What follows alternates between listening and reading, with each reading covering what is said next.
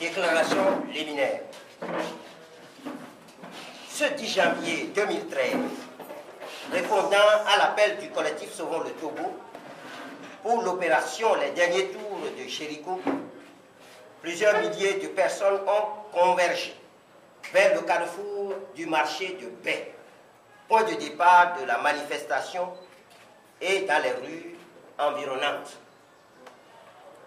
Les forces de l'ordre ont, à plusieurs reprises, dispersé les groupes de manifestants par des tirs de grenades lacrymogènes. Ils ont intensifié la répression par des tirs de balles en caoutchouc. Ils sont ensuite entrés dans les ruelles où ils ont bastonné tous les passants sans distinction et toute personne qui se trouvait devant leur maison.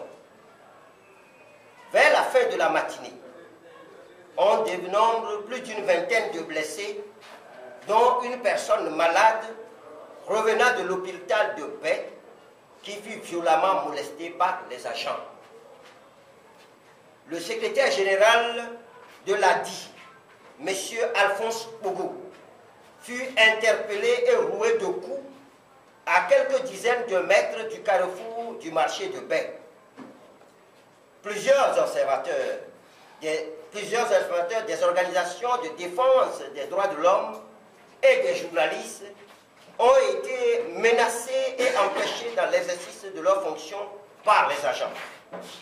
C'est ainsi que Marcel Adéoussi, Tony Sodji et Noël Tadegno, correspondants de Deutsche Welle, ont subi des agressions physiques et blessés par des balles en caoutchouc et des éclats de grenades lacrymogènes. De même, un des observateurs de la LTDH a été frappé et traîné au sol. Juste dans l'après-midi, des éléments de l'unité spéciale d'intervention de la gendarmerie, USIC, ont continué les répressions par des tirs de grenades lacrymogènes dans certaines maisons. À Sokodé, la marche a été sauvagement réprimée avec plusieurs personnes arrêtées. La marche de Kara n'a pas pu se tenir compte tenu du malheureux incident, c'est-à-dire l'incendie du marché qui a mis en émoi la population de cette localité. Le CST présente ses compassions aux commerçants et à toute la population de Kara. Le CST exige que la lumière soit faite sur cet événement dont les conséquences sont graves pour l'économie de la région et l'économie nationale. Le collectif Sauvons le Togo condamne la violente répression policière de ce jour et tient à faire la mise au point ci-après. L'intervention du ministre de l'administration territoriale sur les ondes de la TVT hier nuit, signifiant que notre marche de ce jour à Lomé ne peut avoir lieu, est illégale et ne saurait constituer une interdiction de manifester.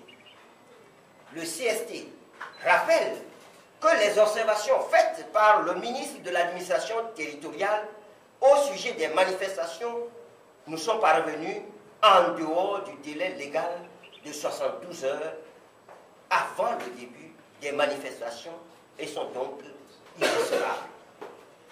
L'intensité de la violence des répressions ce jour est consécutive aux propos guerriers du ministre Bawara à la veille de la manifestation, propos qui ont, sans nul doute, galvanisé les forces de l'ordre qui, assurées de leur impunité, ont fait un usage disproportionné de la violence.